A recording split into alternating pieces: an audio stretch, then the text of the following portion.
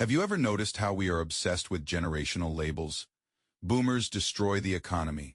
Millennials killed napkins. Gen Z cannot look up from their phones. But sandwiched in the middle, there is this whole generation nobody talks about.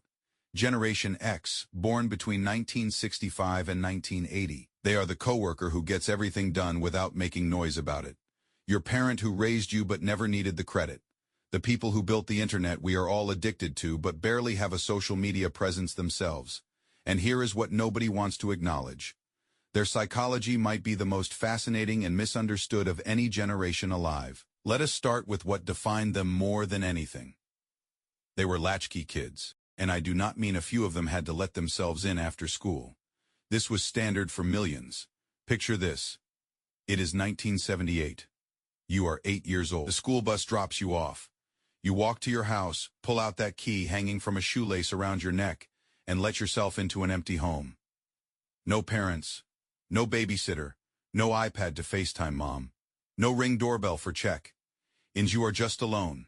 You pour some cereal, turn on the TV, all 4 channels, and you wait. By 1984, roughly 7 million kids between ages 5 and 13 were regularly unsupervised after school. 7 million, that is not some isolated thing. That is an entire generation learning at a very young age that nobody is coming to save you. Figure it out yourself. And that empty house rewired their brains. It taught them that consequences are real and immediate. You could not text mom for permission. You could not Google what to do. You made a choice and lived with what happened next. When your parents finally showed up, discipline was not a discussion. It was not some feelings. Focused family meeting. You messed up. You got punished. End of story. No appeals. Psychologists call this a high-contingency environment. Actions and outcomes connect directly with no buffer. Your brain gets wired to think 2-3 steps ahead because you had to. That is why Gen X has this almost eerie ability to see problems coming before they hit. They are not pessimists. They are running constant simulations in their heads because that is how they survived. But here is where it gets darker. Gen X watched their parents preach one thing and do another. All this talk about commitment, loyalty, doing the right thing. Then divorce rates exploded throughout the 70s and 80s. They watched their dads give 30 years to a company only to get a pink slip during the next downsizing.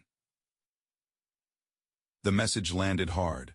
The system will betray you. People will let you down. Promises are worthless. Psychologists call it defensive pessimism. But Gen X just calls it Tuesday. They hope for the best? Sure, but they plan for the worst, because in their experience, the worst shows up pretty regularly. This is not cynicism. It is pattern recognition. And it created this emotional armor that makes them seem detached, when really they are just protecting themselves from inevitable disappointment. This is exactly why you barely see them on social media. Not because they do not understand technology, remember, they built most of it. It is because they grew up when privacy was normal. When you did something embarrassing as a teenager, maybe 10 people knew. Maybe it came up at one party, but it did not live forever on the internet. No permanent record of every stupid thing you said or wore. To Gen X, broadcasting your life online does not feel liberating. It feels dangerous, exposed, vulnerable.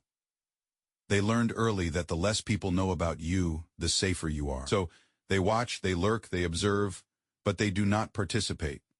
Not because they cannot, because they remember what privacy felt like, and they are not giving it up for likes. Then there is the irony. Gen X weaponized ironic detachment. Everything is a joke. Nothing is that serious.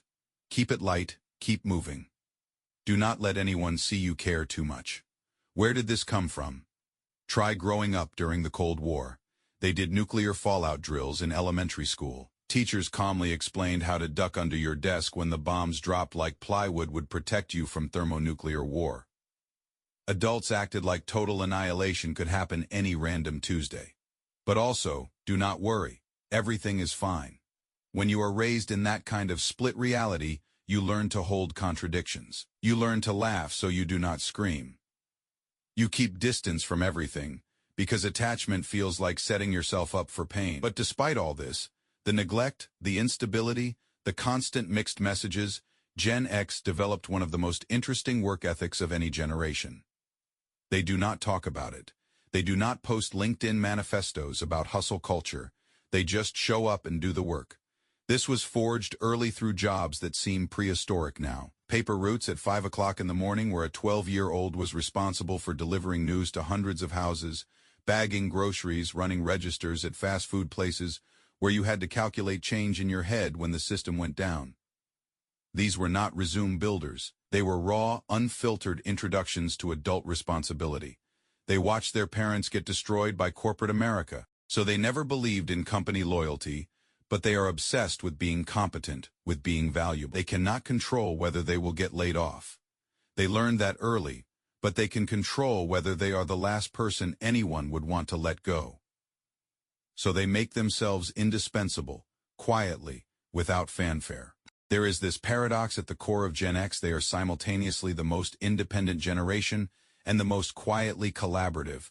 They will never ask you for help. They have been solving their own problems since they were 8.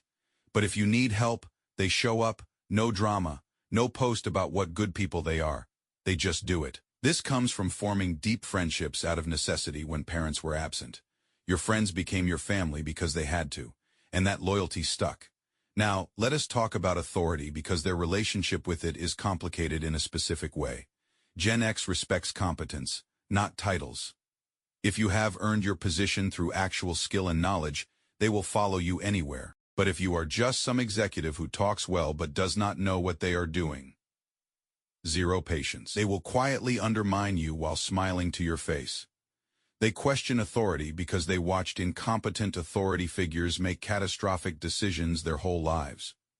Watergate, Iran-Contra, the AIDS crisis handled with criminal negligence, Vietnam, economic policies that gutted the middle class. They learned young people in charge do not necessarily know what they are doing, and blind obedience is for suckers.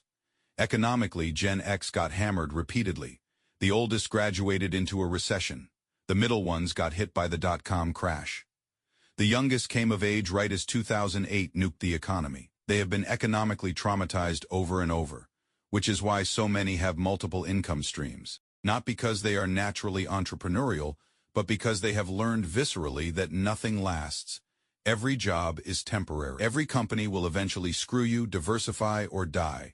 This created psychological baggage. Research shows Gen Xers report significantly lower rates of seeking social support during stress. Not because they do not have people to ask, but because asking feels like weakness. Like failure, they were raised to handle things alone. And that programming runs deep. It makes them incredibly capable in crisis, but it also means they struggle with vulnerability, with letting people in, with admitting they might need help. Their relationship with information is different too. Before Google, knowledge had weight. Gen X spent hours in libraries flipping through card catalogs, hunting for one specific book that might have the answer. Information required effort, time, physical labor, and because of that, what they learned stuck differently. When information costs you something to obtain, your brain holds it more permanently. They learned to fix things with their hands because that is what you did. Bike chain slips, flip it upside down, get grease on your fingers, figure it out. TV goes fuzzy, smack it until it works. Nobody called a technician. You became the technician. This built a mechanical intuition, a belief that with enough patience and the right tool, you could master the physical world. And now they are raising kids in a completely different universe. Helicopter parents, constant supervision, social media documenting every moment. They gave their kids the attention they never had. But sometimes they worry they have made them soft, too dependent, too visible.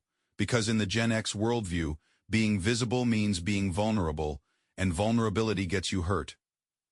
Here is the truth. Generation X might be the last generation that truly remembers what it means to be bored, to be alone with your thoughts, to solve a problem without instantly Googling the answer. They are not better than other generations, just different, shaped by a specific moment in history when the old world was dying. But the new one had not arrived yet. They are the bridge generation, the middle child of modern history, and bridges do not get parades. They do not get recognition. They are just there doing the work, holding things together, expecting nothing in return. And honestly, that is the most Gen X thing of all. Not caring whether anyone notices, not needing the credit, just getting it done and moving on. If this exploration of the forgotten generation changed how you view the quiet strength of those around you, please subscribe and like the channel. We are digging deep into the history and psychology that often goes unnoticed. Help us grow this community. Our next deep dive into the stories that shaped us will be arriving very soon.